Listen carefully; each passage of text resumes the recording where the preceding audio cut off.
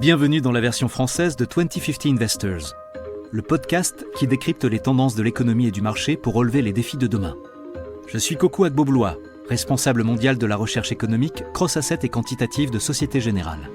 Dans chaque épisode de 2050 Investors, je mène l'enquête sur une grande tendance qui impacte l'économie, la planète, les marchés et vous.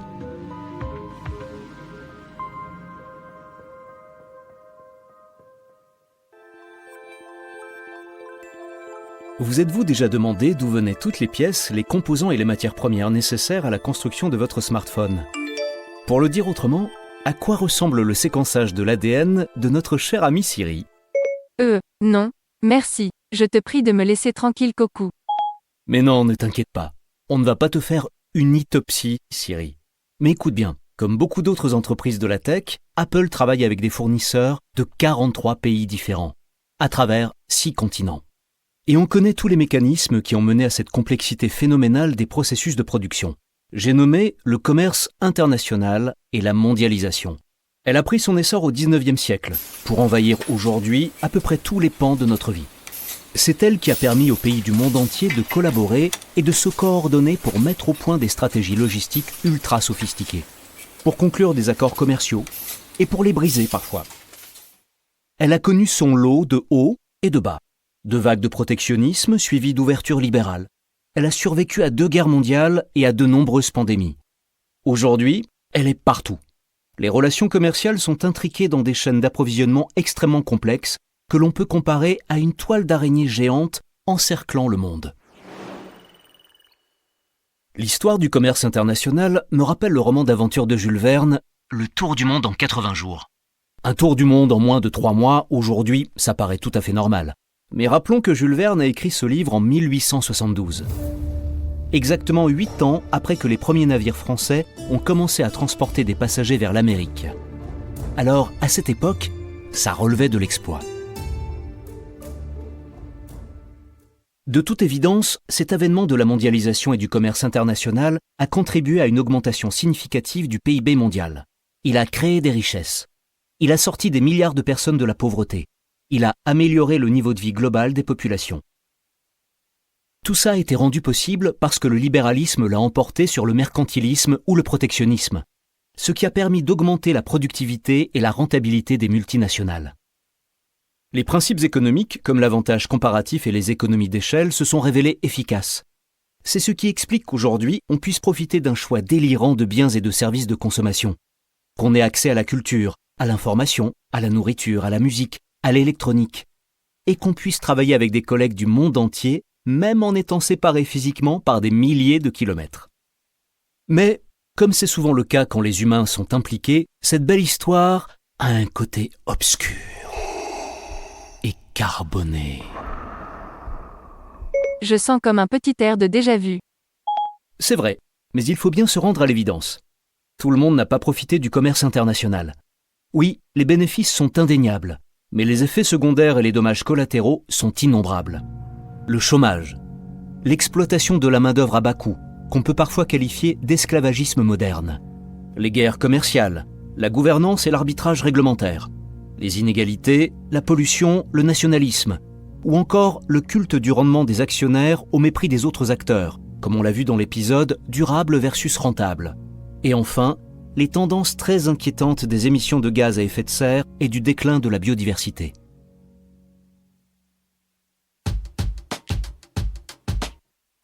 Tout ça nous amène aux questions suivantes.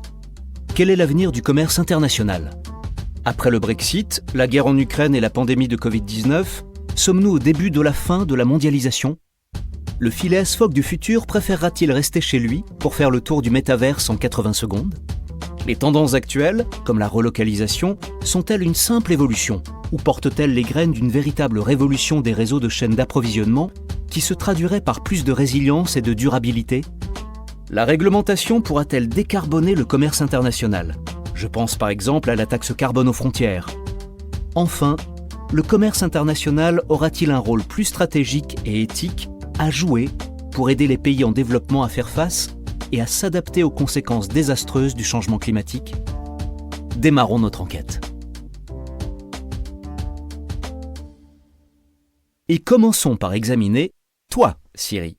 Après tout, tu es la personnification parfaite de la mondialisation et du commerce international.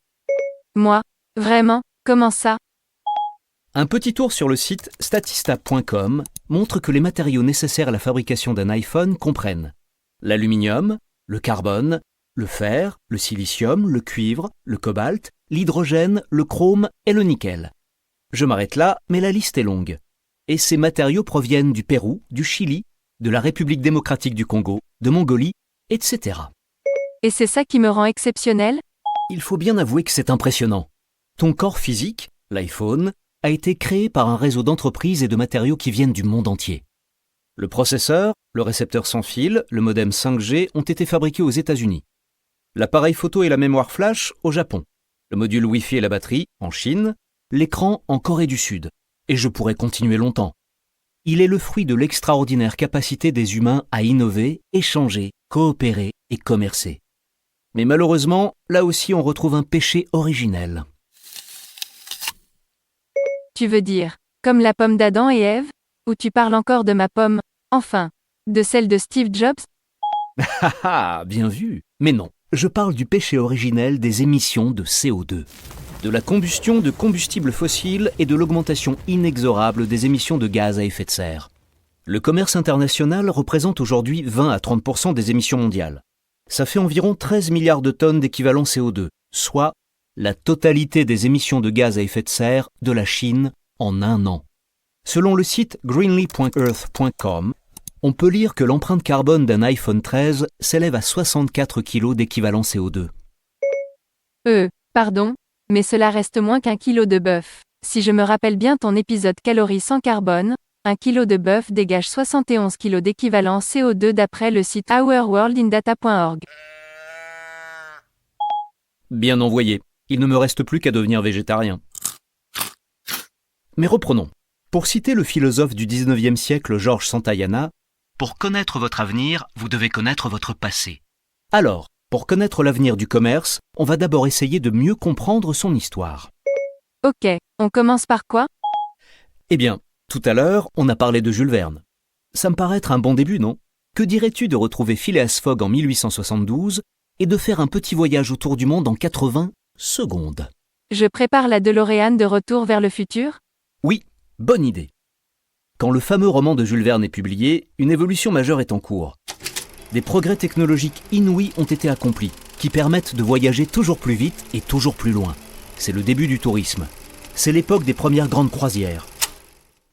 Soudain, l'idée de faire le tour du monde est possible. En tout cas, ce n'est plus un exploit réservé aux aventuriers les plus téméraires. Et ceci grâce à 3 réalisations majeures. La première, l'inauguration du premier chemin de fer transcontinental aux États-Unis en 1869. La deuxième, la jonction des réseaux de chemin de fer indiens dans tout le sous-continent en 1870. Et la troisième, l'ouverture du canal de Suez en 1869.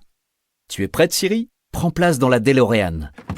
Attends, je saisis l'heure et la destination pour ce voyage. C'est parti. Londres, Reform Club. Nous sommes le 2 octobre 1872.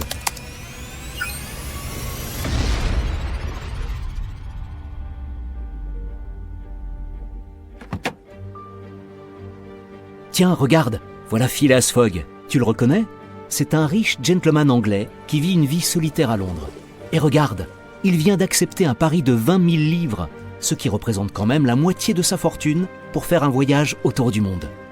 Il a vu ça dans un article du Daily Telegraph et il a décidé de tenter sa chance. Mais ça n'est pas gagné. Certaines personnes jurent même que c'est impossible. Pour gagner son pari, il doit être de retour au Reform Club le 21 décembre. Alors va-t-il y arriver? Suivons-le. On arrive à la gare. Le train va partir. Il est 20h45. Attention à la fermeture des portes. Pour Phileas Fogg et Jean Passepartout, son serviteur, l'aventure commence.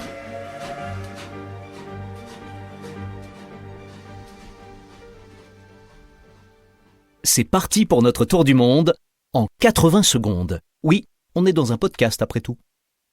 Première étape, de Londres à Suez. On prend le train jusqu'à Brindisi en Italie, via Turin. Puis on rejoint la mer Méditerranée et on monte dans un beau bateau à vapeur. 7 jours. Deuxième étape, de Suez à Bombay. Encore un bateau à vapeur pour traverser la mer Rouge et l'océan Indien.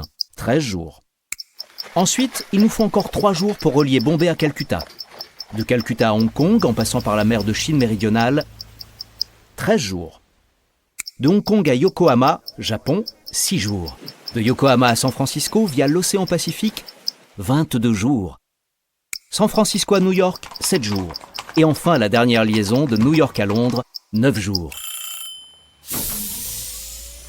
On a réussi 80 jours en 80 secondes. Bon, leur plan à eux ne s'est pas toujours déroulé exactement comme prévu. Mais au final, ils sont arrivés à bon port. Et c'est bien ce qui compte. Dire que 1 siècle et demi plus tard, le Guinness des records enregistrait le tour du monde le plus rapide, avec une durée de 3 jours, 14 heures et 46 minutes. C'est vrai. Et pour les astronautes de la Station spatiale internationale, c'est encore plus fou. Ils ne mettront que 93 minutes pour faire le tour des 40 000 km de circonférence de la Terre à une vitesse de 27 000 km/h. Mais vous vous demandez peut-être pourquoi on vient de faire ce petit voyage sur les traces de Phileas Fogg. C'est parce que ce périple nous donne une bonne idée du chemin parcouru chaque minute de chaque jour, 24 heures sur 24 et 7 jours sur 7, par les composants nécessaires à la construction d'une voiture ou d'un Boeing 747. Bref, par toutes les ressources agricoles ou minérales qui sont échangées dans le monde entier. Mais aussi par les produits qu'on commande sur Amazon, par des milliards de personnes tous les jours. Et, bien sûr, par les biens immatériels, les transactions financières, les flux d'informations et les idées qui traversent les frontières à une vitesse de plus en plus vertigineuse. Et si tu nous donnais des vrais chiffres sur le commerce international, au lieu de te baser sur un roman? Ok. D'après le site statista.com, le commerce mondial se chiffre aujourd'hui à 22,3 000 milliards de dollars américains. Oui, c'est un record historique. Il représente tout de même 25% du PIB mondial. J'ai trouvé des pistes intéressantes sur le site ourworldindata.org, dans un article intitulé « Commerce et mondialisation ». Voici ce qu'il faut retenir. D'un point de vue historique, déjà, on considère qu'il y a eu 2 vagues de mondialisation. La première vague a commencé au XIXe siècle et s'est terminée avec le début de la Première Guerre mondiale. La deuxième vague a commencé après la Seconde Guerre mondiale et se poursuit encore aujourd'hui.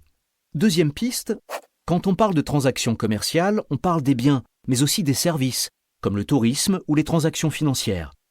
30% de la valeur des exportations mondiales provient d'intrants étrangers.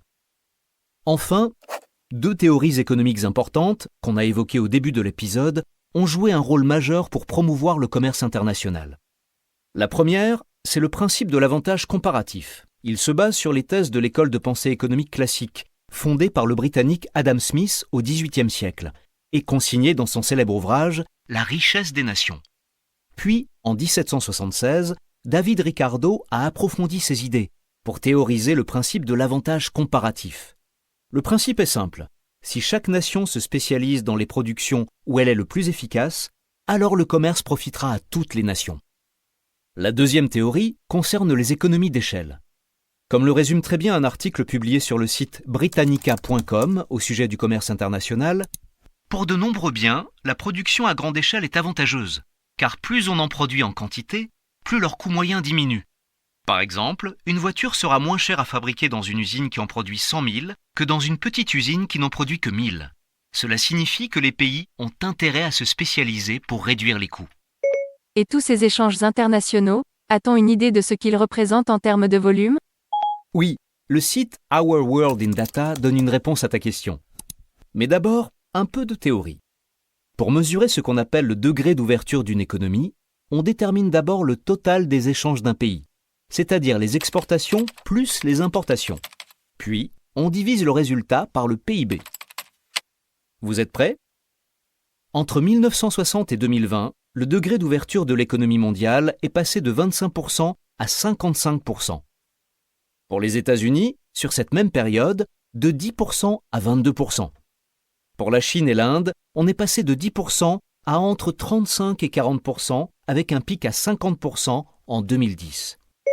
Et quelle est l'empreinte carbone du commerce? Un rapport de l'OMC intitulé « Commerce et changement climatique » apporte justement un éclairage intéressant sur la teneur en carbone du commerce international. Au cours des dernières dizaines d'années, les émissions de gaz à effet de serre, générées par la production et le transport de biens et de services exportés et importés, ont augmenté. Elle représente aujourd'hui en moyenne 20 à 30% des émissions mondiales de gaz à effet de serre. Une poignée de secteurs, parmi lesquels l'énergie et les transports, représente plus de 75% des émissions de gaz à effet de serre imputables au commerce international. Le secteur des transports internationaux génère à lui seul 12% des émissions mondiales de gaz à effet de serre.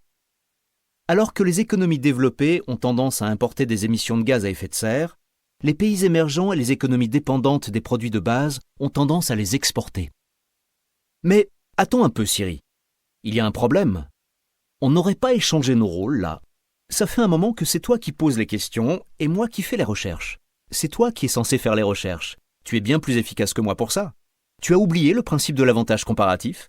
Non, mais j'ai décidé de faire grève aujourd'hui. Je ne suis pas assez payé. Tu as vu le coût de l'électricité au Royaume-Uni ? Ok. On en reparle à la fin de l'épisode, tu veux bien ? Bon, on reprend. L'une des urgences vitales aujourd'hui, on le sait, c'est de nous adapter au dérèglement climatique et de l'atténuer. Dans cette optique, à quoi va ressembler l'avenir du commerce international ? Un article passionnant a été publié à ce sujet sur le site internet du Forum économique mondial, wiforum.org. Il s'appelle « Repenser les échanges commerciaux pour lutter contre le changement climatique ». Voici un extrait. Nous pouvons réinitialiser le commerce pour en faire un outil de développement vert, résilient et inclusif. Un outil capable de promouvoir activement des solutions adaptées pour les économies vulnérables.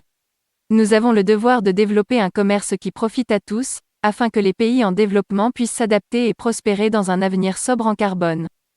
Merci pour ton aide, Siri. Un autre article publié sur le site nature.com, intitulé « Le commerce international, un élément clé de l'adaptation au changement climatique », aborde la question des barrières commerciales, comme la fameuse taxe carbone. Et c'est édifiant. Je cite. « Dans le cadre des barrières commerciales actuelles, le pire scénario climatique d'un réchauffement de 4 degrés conduira 55 millions de personnes de plus à souffrir de la faim d'ici à 2050, principalement en Afrique subsaharienne et en Asie du Sud. Si les régions vulnérables ne peuvent pas augmenter leurs importations alimentaires, cet effet passera même à 73 millions. Là où les barrières commerciales sont éliminées, seulement 20 millions de personnes subiront des pénuries alimentaires dues au changement climatique. » C'est un point important en effet. Alors, on peut se demander comment décarboner le commerce international.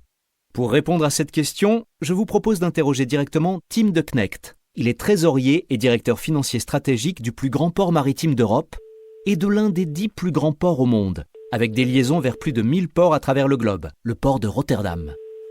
Bonjour Tim. Tout d'abord, merci infiniment de participer à notre enquête sur l'avenir du commerce international. Je sais que vous allez bien nous aider. Avec plaisir, je suis vraiment ravi d'échanger avec vous. Si vous le voulez bien, on va entrer directement dans le vif du sujet. À votre avis, comment peut-on décarboner le commerce international et en particulier le secteur du transport maritime ? Oui, alors déjà, pour décarboner un secteur, pour décarboner ses processus, il y a 4 moyens de le faire. Le premier, on le connaît tous. Il s'agit tout simplement d'arrêter les processus. La deuxième piste, c'est de capter ses émissions de carbone. La troisième, c'est d'électrifier l'activité, avec de l'énergie verte bien sûr. Et enfin, la quatrième option, c'est en fait de changer les carburants qu'on met dans les moteurs, d'utiliser des biocarburants ou des carburants synthétiques au lieu de combustibles fossiles. Oui, c'est très clair. Et que pensez-vous des mesures externes, comme le mécanisme d'ajustement carbone aux frontières ? L'idée, c'est évidemment d'inciter financièrement les entreprises à décarboner leurs échanges. Concrètement, pensez-vous que la taxe carbone européenne est une bonne idée ? Est-ce qu'elle ne représente pas aussi un risque pour la viabilité économique des entreprises ? Je pense que l'ajustement carbone aux frontières est une très bonne chose pour que les conditions de concurrence soient plus équitables. Les producteurs de l'Union, par exemple, et ceux d'autres pays, ne sont pas soumis aux mêmes règles. Donc c'est une bonne manière de compenser un peu tout ça. C'est un bon début. Mais je pense que ça ne suffit pas. On doit créer plus d'incitations financières pour aider les entreprises à vraiment décarboner leurs activités, avec l'une des 4 mesures que j'ai citées plus tôt. Et donc oui, des réglementations adaptées, des incitations adaptées peuvent aider les entreprises à vraiment adopter des stratégies plus vertes. Que ce soit l'électrification ou le choix d'utiliser des carburants plus propres. La taxe carbone, même si son application est améliorée, ne sera pas forcément suffisante pour ça. Oui, tout à fait. Il va falloir en faire beaucoup plus. Pour parler un peu du futur, on a bien vu à quel point la pandémie de Covid-19 a perturbé les chaînes d'approvisionnement, avec notamment une forte tendance à la relocalisation. Qu'est-ce que ça implique pour l'avenir ? D'après vous, est-ce qu'on assiste au début de la fin de la mondialisation ? Alors, je pense surtout que plusieurs chemins s'ouvrent à nous. Si on pense au dérèglement climatique et à la mondialisation, on a un choix à faire entre 2 voies. Soit on considère que les années à venir sont l'occasion ou jamais d'agir, de coopérer ensemble pour nous engager tous concrètement et pleinement dans la transition énergétique, soit on reste dans un état d'esprit plus passif, à attendre que les autres parties fassent cette démarche en premier. Et vous parliez des perturbations de la chaîne d'approvisionnement. C'est exactement pareil. On a évidemment tous un rôle à jouer. On doit travailler ensemble pour améliorer les choses pour tout le monde. On l'a bien vu ces 2 derniers mois avec les problèmes causés par les conflits en Europe de l'Est. Les maillons de la chaîne d'approvisionnement logistique ne sont pas seulement dépendants les uns des autres. Ils sont très très dépendants les uns des autres. Donc il est vraiment fondamental qu'on agisse tous ensemble. Pour répondre à votre question, non, je ne pense pas forcément qu'on se dirige vers une fin de la mondialisation. Mais on doit envisager des manières différentes de coopérer pour que la mondialisation profite à tous et pas une partie au détriment des autres. En fait, voilà, je pense qu'on doit en quelque sorte ajuster la mondialisation. Mais pour moi, la fin de la mondialisation, ça serait une mauvaise chose. Parce qu'elle signerait aussi la fin de tous les efforts positifs que les entreprises ont fournis depuis ces dernières années. Oui, et c'est vraiment un élément essentiel. Parce que le commerce international, c'est avant tout une histoire. Une belle histoire de collaboration et de coopération. Je vous rejoins sur le fait que les solutions aux défis qui nous attendent devront être mises en place à l'échelle des entreprises.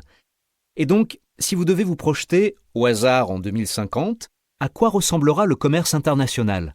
Par rapport au point que vous venez de soulever, la mondialisation va-t-elle simplement évoluer ou faire l'objet d'une véritable révolution ?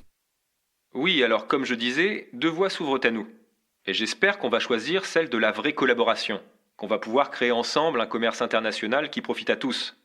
Et ça va passer par une intégration de toutes les étapes du processus, de la chaîne d'approvisionnement. Et pas par une désintégration. En fait, au fil des années, on a peu à peu supprimé les intermédiaires. Alors oui, ça a permis à chaque partie d'optimiser ses propres processus, dans le cadre des échanges internationaux. C'était une approche individuelle. Et au niveau local, et même au niveau de l'entreprise, ça a été très profitable. Mais pas vraiment pour la société dans son ensemble. Donc il faut essayer de changer ça. Et je pense que si on le veut vraiment, si on arrive à trouver les solutions pour instaurer une vraie collaboration au sein de toute la chaîne d'approvisionnement, une collaboration qui profite réellement à toutes les parties, de manière équitable, on aura gagné. Parce que c'est comme ça qu'on pourra créer un ordre mondial plus stable. Et qu'on a besoin de cette stabilité pour relever les défis comme ceux qu'on a connus ces dernières années. Oui, donc en un mot, le commerce international doit rester impliqué dans les problématiques ESG. Je pense aux facteurs environnementaux, aux facteurs sociaux et sociétaux, et aussi dans une certaine mesure à la gouvernance. Tout ça, bien sûr, en plus des défis climatiques et environnementaux. Et j'ai une autre question pour vous. Pensez-vous que le monde devient de plus en plus instable en termes de conflits et de géopolitique ? Et si c'est le cas, quel est l'effet de cette instabilité sur le commerce international ? Alors déjà non, je ne pense pas forcément que le monde devient plus instable. Je pense surtout que le monde devient de plus en plus connecté. Et que donc, logiquement, on sait à peu près tout ce qui se passe partout dans le monde. Ce qui est tout à fait inédit. Dans ce système, si on peut dire, on met beaucoup l'accent sur l'efficacité, mais aussi sur la vitesse et sur la sécurité. Et quand il y a des défis individuels, comme on le voit par exemple en ce moment avec les situations de la chaîne d'approvisionnement de l'énergie en Chine, en Russie et en Ukraine, on voit bien que le moindre changement ou la moindre perturbation peut avoir des conséquences majeures sur le long terme. Et c'est exactement pour ça qu'on doit absolument s'assurer qu'on est capable de gérer correctement le système en fait. Qu'on est capable, par exemple, si des ajustements doivent être apportés au niveau local ou au niveau régional, de les compenser par des actions au niveau local et régional, qui vont garantir que les perturbations à plus grande échelle, au niveau national ou même international, seront réduites au minimum. Oui, c'est un point essentiel. Et j'ai une dernière question. À votre avis, à quoi ressemblera le port de Rotterdam en 2050 ? Et quel sera son rôle ? Ce que je dis toujours à mes collègues, c'est que le port de Rotterdam est essentiellement une plaque tournante logistique et énergétique. Et donc qu'on peut le comparer à une marketplace. Il y a beaucoup de parties qui produisent et apportent des biens sur le marché. Il y a beaucoup de parties qui consomment et qui achètent des biens sur ce marché. Donc il doit y avoir une infrastructure adaptée pour soutenir ce marché. Et aussi une capacité suffisante pour le stockage. Donc ce que j'espère, c'est que le marché qu'on a créé, le marché physique et numérique qu'on a créé, jouera un rôle similaire à l'avenir. Qu'il permettra aux gens et aux entreprises de prospérer, de gagner de l'argent, et que ça se fera en harmonie avec les défis climatiques, sociaux et de gouvernance qu'on rencontre depuis 2 ans, et qu'on va devoir relever dans les 10, 20, 30 prochaines années. Donc oui, j'espère que l'équilibre qu'on a mis en place dans les 20 dernières années va se maintenir à l'avenir, et donc permettre à la croissance de se maintenir en Europe. C'est tout ce qu'on nous souhaite. Merci beaucoup Tim pour ces idées très inspirantes. J'espère qu'on pourra se croiser à l'occasion de l'un de mes déplacements à Rotterdam.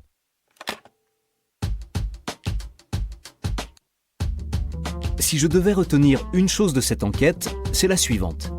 Malgré ses inconvénients, le commerce international est avant tout une question de coopération mondiale. Et son avenir va dépendre de la capacité des générations futures à collaborer et à relever les défis de demain. Pour conclure, j'ai envie de citer un poète anglais du XVIIe siècle, John Donne. « Nul homme n'est une île entière en elle-même. Tout homme est un morceau du continent. »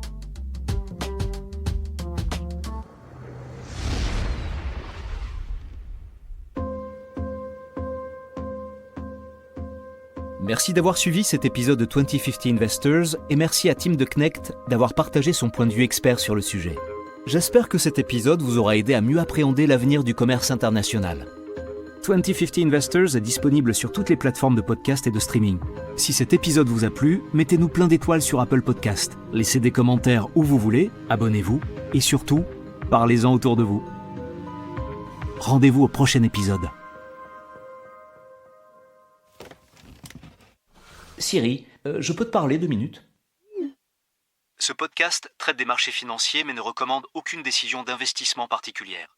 Si vous n'êtes pas sûr du bien fondé d'une décision d'investissement, veuillez consulter un professionnel. La version originale de ce podcast est en anglais. Cet épisode a été enregistré par des comédiens.